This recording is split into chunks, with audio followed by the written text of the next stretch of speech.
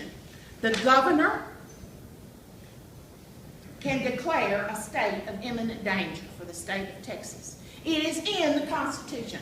And I know that it is terribly unfashionable and improper and quite old-fashioned, stick in the muds to talk about the Constitution. But you know, that is the fabric, the underpinning that has kept us from spiraling out of control like so many other countries. And my friends, we are losing that. That is why we're here today calling out our Texas officials who talk about so much about how they love the rule of law. We need to see some of that. We're there to protect and defend the people of Texas. We did not elect them to merely manage education budgets and build roads. We expected leadership. The resistance by members of the Texas legislature to engage in this crisis in a special session is shocking. These men and women who fought and clawed for their offices now hide behind the shield of ignorance. Why don't they do their damn jobs?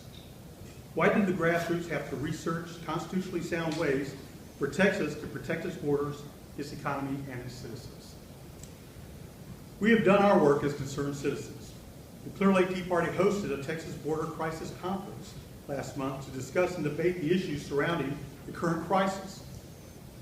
We had a Texas Ranger sent to us by DPS to talk about the cartels, the transnational gangs, the border security.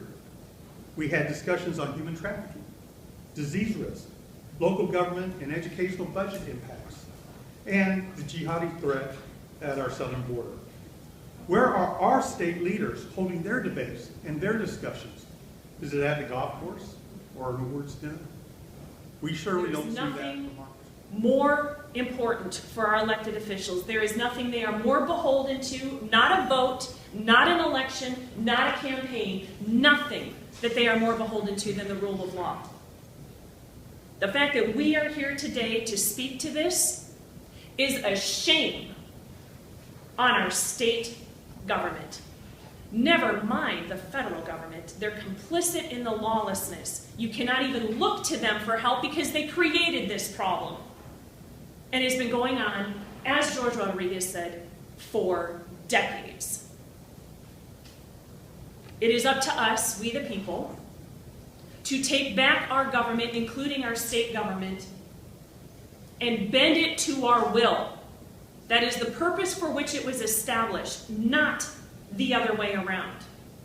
Shame on our elected officials. Shame on the governor, all the way down, for not performing their duty to protect this health, safety, and security of the citizens of Texas. You're leaving it to locals, and the local politicians are stepping up in droves because they, for one, take their oath seriously. And they have the courage, the intestinal fortitude, and the moral backbone to do what our state officials will not. So ladies and gentlemen, those of you who are listening, you talk to your local officials. You ask them to uphold the rule of law, to negate the damage that is being done by elected officials who refuse to uphold their oath. It is the honorable thing to do, and we stand before you to present a plan of action today. We don't come here to talk to you about the problems. You know what the problems are. But we have arrived with solutions. Thank you very much. It includes non-citizens, a growing criminal element, and a refugee industry, all created by decades of unconstitutional practices of the federal government and legitimized by unconstitutional rulings of the Supreme Court. As has already been stated, the criminal element that is being enticed to come here illegally has proven to be an imminent danger to the health, safety, and property of the citizens of Texas. But the injury to our economy cannot be overlooked.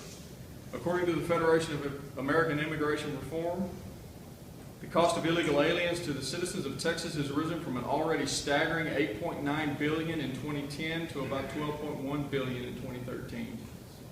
And what are we doing today? We're arguing over a few $1 million a month to pay for what appears to be a politically motivated Band-Aid, when in fact Texans are on the hook for over $1 billion each and every single month. With every day that passes and with no significant action to secure the border, the leadership of Texas is becoming what the members of the national government have been for so long, and that is accomplices to the rape, murder, child abuse, human trafficking, and economic destruction that is taking place every day in this state. The time has come for Texas leadership to start backing up their words with action. Now, with This this is in no mind, the time- Liberty-Minded Texas Grassroots, we've developed an action plan, and for the following moral reasons. Texas Heart does go out to the children involved in the massive flow of illegal aliens into the United States. But we refuse, I repeat, we refuse to be a party of the enabling policies and behavior that contributes to the mutilation, rape, easy for you to say, brutalization, and even death of children attempting to reach the U.S. border for their belief of promised amnesty. Texans cannot bear the thought of human trafficking for the purpose of prostitution, child pornography, and indentured servitude. I'm not prepared to spend our limited budgets and resources to fight an unrestricted drug trade and multinational crime as a result of the U.S. border and immigration policies. We have laws, let's enforce them. I do not want to see the health and safety of our own children, Texas children, our seniors, communities, suffer at the expense of the pro-amnesty, open borders ideology promoted by the left and by those that are seeking cheap labor. Now, my issue is not with the illegal aliens, but it's against the government whose policies promote horrors upon this trail of tears for which the people are lured here. My issue is with the U.S. government that entices illegal immigration with the veiled promises. My name is George Rodriguez, okay?